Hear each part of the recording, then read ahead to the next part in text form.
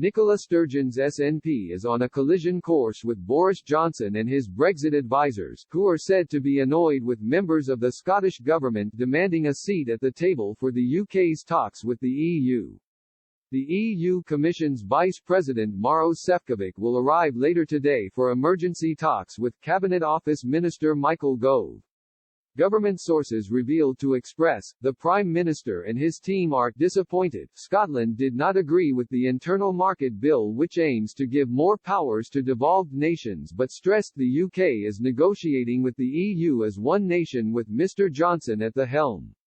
The Prime Minister is facing growing pressure after the European Commission called for urgent talks with Britain over Mr. Johnson's plans to override key elements of the EU withdrawal agreement with the bill. The Scottish Government has hit out at Mr. Johnson for ignoring pleas for Scottish officials to be involved in the discussions with Brussels. Scotland's Rural Economy Secretary Fergus Ewing MSP also claimed high promises that were made in the 2016 referendum had not been delivered under Mr. Johnson. Mr. Ewing told Holyrood's Rural Economy and Connectivity Committee on Wednesday, "Our disappointment is that the high promises that were made in the referendum haven't been delivered and the negotiations that started many months ago haven't actually achieved anything." He highlighted fishing as a key area of issue, adding, "My officials are effectively being asked to work with a blindfold on.